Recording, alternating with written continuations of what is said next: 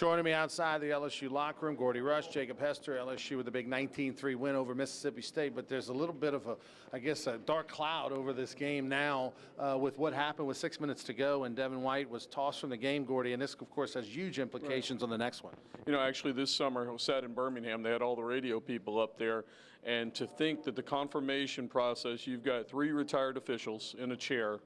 One's assigned to each game, the one guy assigned, and a call of that magnitude, Steve Shaw, the head of SEC officials, sits above him. And he's got to stamp that. And for him to stamp that call is just mind-boggling.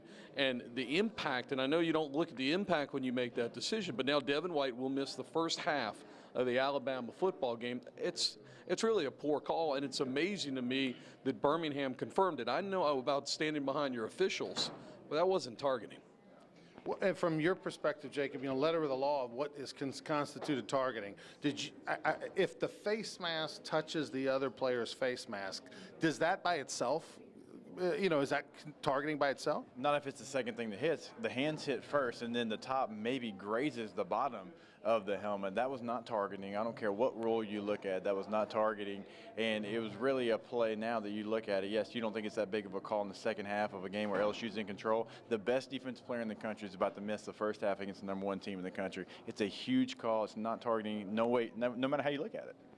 All right, so, now LSU, I'm curious with Coach O, there's going to be conspiracy theorists all week long saying, well, the league office in 2 weeks, in Birmingham, they're the ones that made the call. But let's on a positive note, LSU wins this game. Right. It was a slugfest. There was no beauty-style points, but Tigers survived and advanced. Well, the defense did an outstanding job against Mississippi State. They were able to, they bent a little bit against the run with Nick Fitzgerald. He went over 100 yards, but in the red zone, they were able to close things out. And I think the big story were the picks, the turnovers. Fitzgerald struggled passing the football. He had 4 interceptions. That led to LSU touchdowns. And slowly but surely in the second half, LSU's offense, which struggled with 79 total yards of offense in the first half, started controlling the football game. They were able to run the ball and made enough plays to win. Dan Mullen's going to be watching this game going, what happened to that offense? Because, so I'm asking you, Jacob, what about this Mississippi State offense struggled so much today? Well, how's it different from a year ago when they just had their way against LSU? They're not putting Nick Fitzgerald in situations with high percentage throws. They're trying to make him throw the ball down the field. They basically turned him into a running back today. Everybody in the stadium knew he was going to run the ball, right? I don't know how many times he ran. He was taking some shots, and so they became so not even one-dimensional. I'd say half-dimensional because you knew exactly what was coming. They didn't use the running backs. The receivers dropped passes. It was an ugly offense.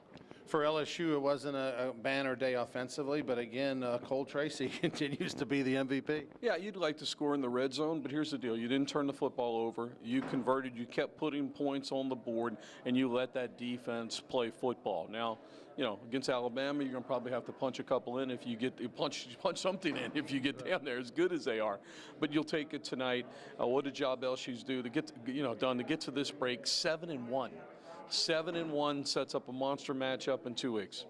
Let the hype machine begin, right? For the next 2 weeks, this will kind of set up what will be, game of the century 2, I guess, if you will. But here we are. LSU controls their own destiny the rest of the way. This will be the best atmosphere on this campus since 2012, probably against Alabama. It's going to be electric. You've got a chance against the #1 team in the country. That's all you can ask for. And that's what these players and coaches knew after the tough loss at Florida. They knew what was ahead of them, a gauntlet. You had Georgia, State, and Alabama. They've gotten through most of that gauntlet, 2-0. Just got to get to that third one. Finally, Gordy, we'll have, I'm sure game day will be here from ESPN, and it'll be a night game in Tiger Stadium. These next 2 weeks, what does LSU have to do to kind of get prepared? Well, they need to rest, get healed. I think Fehoko will be back. He tried to give it a go today. He had a elbow, arm injury, a bicep injury, and was unable to go. And then they're going to have to get Patrick Queen schooled up. I mean, he's played mostly special teams. He's going to play a half in front of Devin White. And, they're going to have to put together a monster game plan. But, anything can happen. You're going to have the emotion like you had against Georgia. It's going to be a night football game. It should be fun to watch. All right, from the LSU victorious locker room, the Tigers 7-1 and going to enjoy that week off. For Gordy Rush, Jacob Hester, I'm Ronnie Rantz. Let's go back to the studio.